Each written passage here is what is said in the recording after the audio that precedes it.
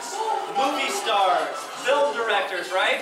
And a lot of people that were on this committee also worked with people in the music industry. And they realized, they're like, oh my gosh, we are vastly underrepresenting musicians, artists. So there was birthed the Recording Academy, or the National Academy of Recording Arts and Sciences. So, in 1959 was the Grammy Awards. So, do any of you guys know how you win a Grammy Award? Anyone want to take a guess? Bribes. What did you say? Bribes. Bribe? It's got to rhyme, right? No, bribes. Oh, bribe. Oh, bribe the committee? I like that. Well, Correct that right now. I'm gonna have to say no. Well, oftentimes I'll get popularity, right? I'll get record sales, or I'll get radio play. But actually, it really doesn't have anything to do with popularity, because the Recording Academy, they have voting members. The criteria to actually become a voting member of the Recording Academy. So has anyone ever heard of Bob Newhart? Yeah. He's a comedian, right? Yeah. So that should be a huge indicator that it's definitely not based on popularity. So can anyone guess on who he beat out for Album of the Year? I'm just going to name one artist right now. Frank Sinatra, man! Come on, yes! You're the first person to guess that so far. That's awesome. So, obviously, Frank Sinatra, if we're going by popularity, Frank Sinatra, no disrespect to Bob Newhart, he's an amazing comedian, he's hilarious. But Frank Sinatra, come on, his nickname was The Voice. Right. So that just kind of gives you a clear indication that the Grammys are not based on popularity. And as we walk through the hall, you can see the Grammy Award has definitely changed over the years. I like to say this is the evolution of the Grammy Award.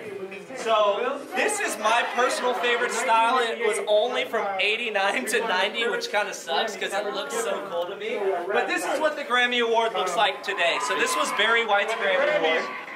And so, if you guys look, for example, you see Will Smith standing up there, he's holding a Grammy, right?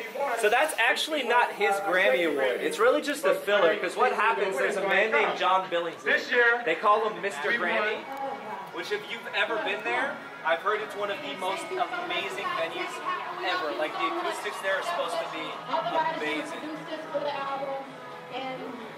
Thank you, Michelle, for listening.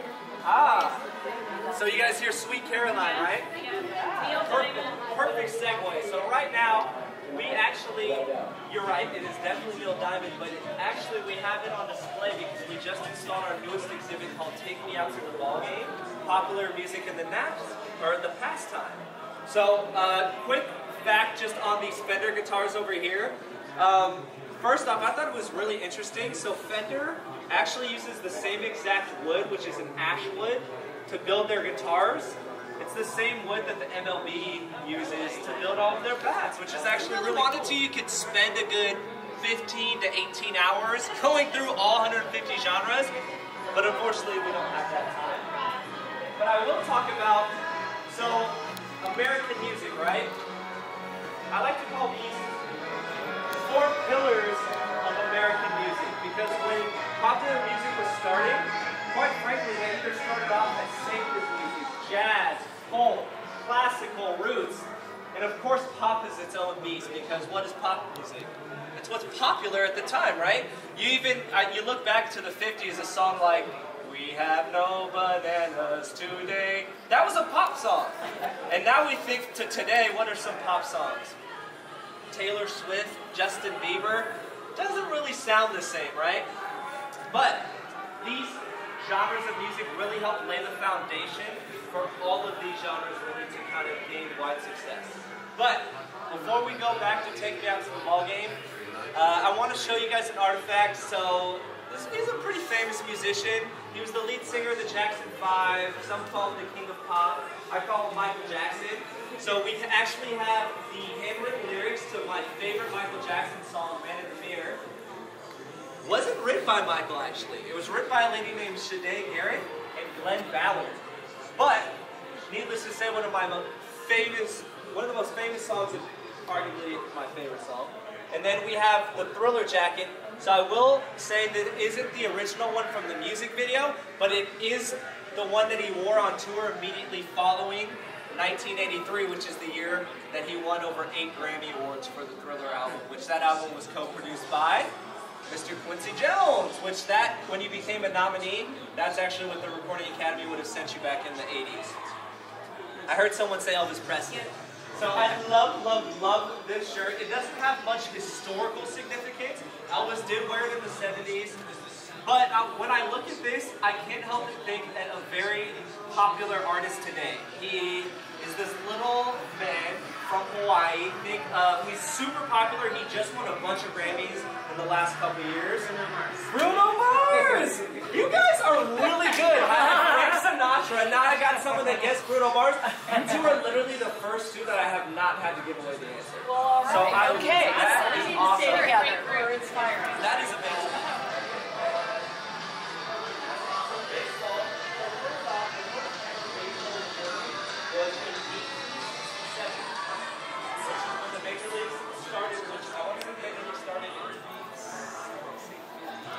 But the first ever baseball-inspired song was Baseball and Polka. Let's just say it wasn't very famous. In fact, over 100 baseball-themed songs have been written between the year 1800 all the way until the year 1908 when Take Me Out to the Ballgame was penned. So his name was Jack Norwood. Well, that didn't even get popular. Have you guys ever heard of a famous announcer by the name of Harry Carey? Yeah. So Harry Carey, famous Chicago announcer. This is actually a picture of him in one of his original microphones. But here's actually what the handwritten lyrics would have looked like by Jack Norwood. But Harry Carey actually made Take Me Out to the Ballgame ingrained into baseball culture. Because what he did is he started singing. You guys have been to a baseball game. So what happens when a batter walks up to the plate? What's going on? He usually has a walk-up song.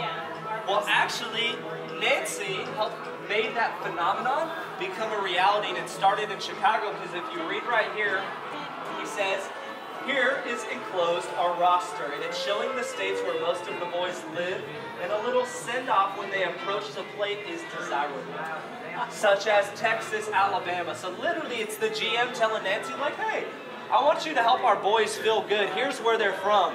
And that just caught like wildfire. And sure enough, Harry Carey hears about this lady who's playing organ with the White Sox.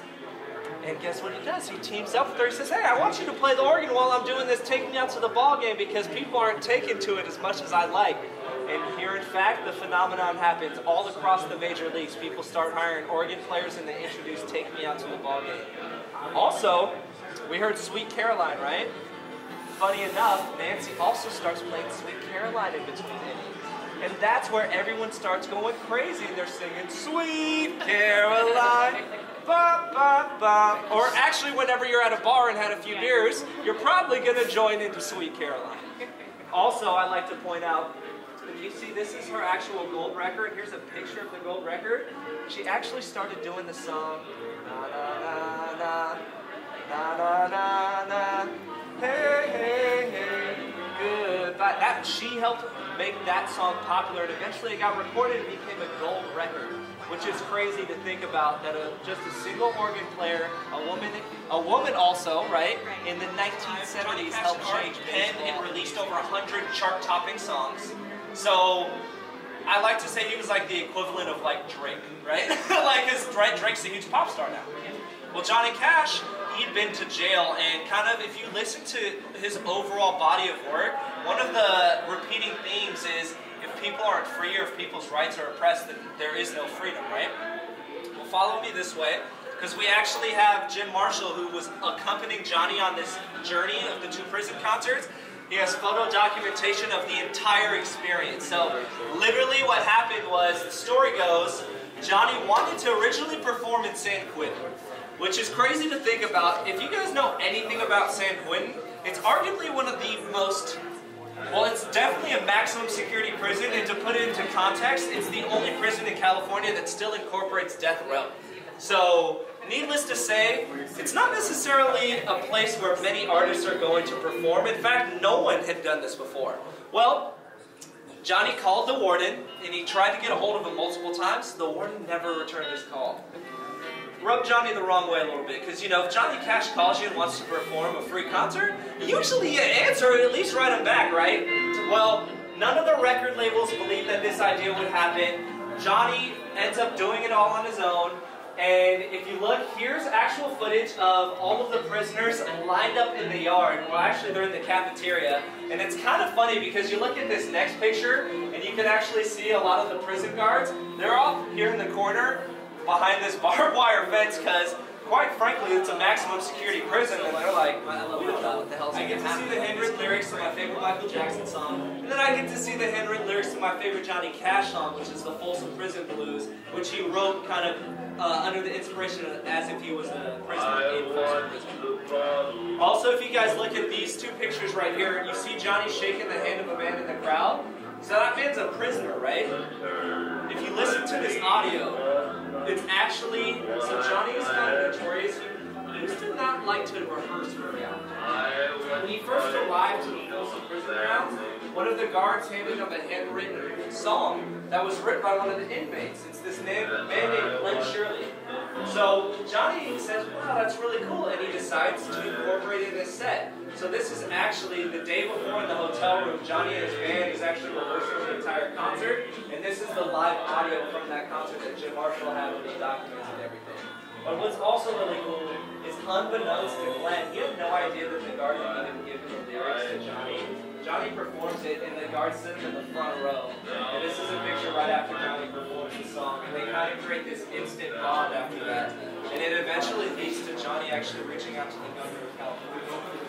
It is open to the public, but I will add an asterisk there because it's a 200-person theater. So you gotta imagine, typically about 20 of those tickets are reserved for artist relations, for their friends, their families. And then typically, most of our concerts do sell out to our membership base. Our memberships start out, I think, anywhere between like $60 to $100. But a really cool membership gives you free admission to the team for the year and the activity by the But if they don't sell out, they do win it. So it's actually, now that I think about it, I was talking about the education program. We used to having about 100 to 200 middle school and high schoolers tour the Grammy Museum because a big portion of the museum's mission is music education. So this is our Rolling Live section, and quite frankly, what would a music museum be if you could try making some music of your own? So we have drum sets, we've got a key guitar, we've got I call it the T-Pain machine, but really it shows you what auto-tune and voice synthesizing does.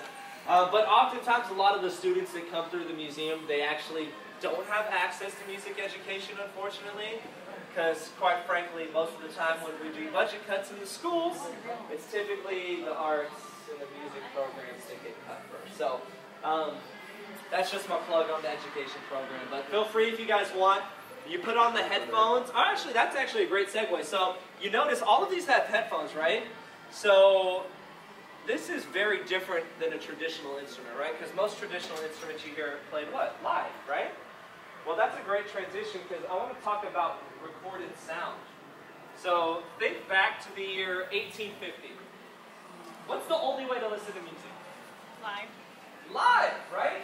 Because quite frankly, there is nothing that records live sound until the year 1877. You look over here. You guys ever heard of a man by the name of Thomas Edison? So he creates a little thing called the phonograph. So that thing right there, that's the phonograph. Not necessarily the easiest thing to figure out, and it's definitely not accessible to the public. Well, about 10 years later, they come out with this other recorded machine. It's called the gramophone. You may have heard of it before because it's actually what the Grammy Award's based out of. So, I've got a question. Who is brave enough to sing a song? What you guys got to do here with this, you got to do... You got it? No. You've got to do the bop bop bomb and Never Felt So Good. Right, and then we'll see how it sounds on the gramophone. All right. Sweet Caroline, Bum, bum, bum. times that never felt So good. so good, So good.